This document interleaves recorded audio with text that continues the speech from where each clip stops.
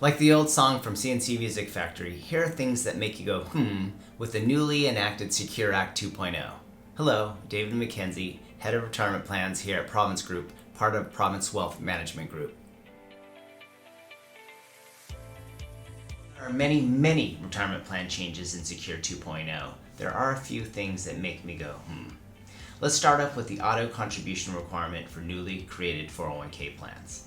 Starting in 2025, new 401k plans must have an auto enrollment provision of at least 3% with a 1% auto escalation provision.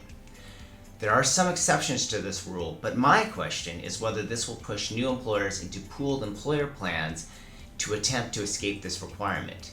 From my reading, I don't think the law will grandfather these new employers to avoid the auto enroll requirement.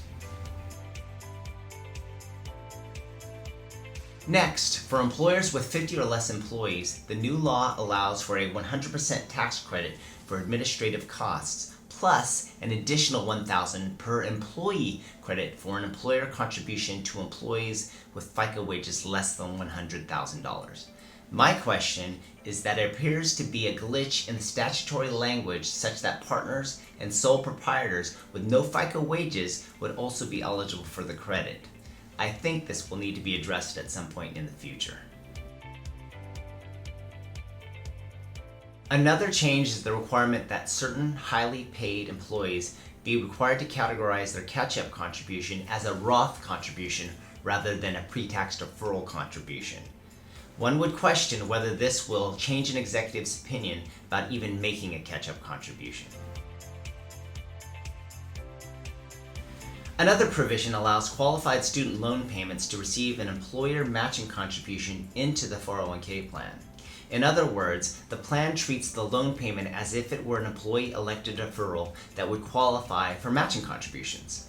My question is, how does this affect the ADP-ACP non-discrimination test? My interpretation is that it is tested separately, but how? A further change to the long-term part-time employee inclusion rule causes additional questions. Here, Secure 2.0 reduces the eligibility provision from 3 consecutive years of service with at least 500 hours to 2 consecutive years of service, effective for 2025. My question is, how will this change affect non-discrimination testing? It seems like more non-participating employees would cause the plan to fail by an even wider margin. Next up, self-certification of hardships. The new law allows a participant to self-certify that they had an immediate and heavy financial need, and the amount requested is no more than necessary to meet that need. The plan administrator can rely on this certification to approve the hardship. I know this will help ease plan administration tremendously. The question I have is whether employees will now abuse this self-certification process. The required minimum distribution age is increasing to age 73 starting this year and increasing to age 75 in 2033. My question is, if a newly turned 72-year-old has already initiated their RMD for this year, say by taking a monthly distribution in January, will the IRS grant relief for distributions already made? My thought is yes, since they already did this previously when the original Secure Act was created, pushing the RMD age to 72. The questions I just posed are just a small sample of the law changes made by Secure 2.0.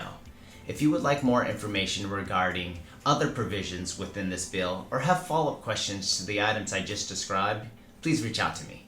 Thanks, and we will talk again.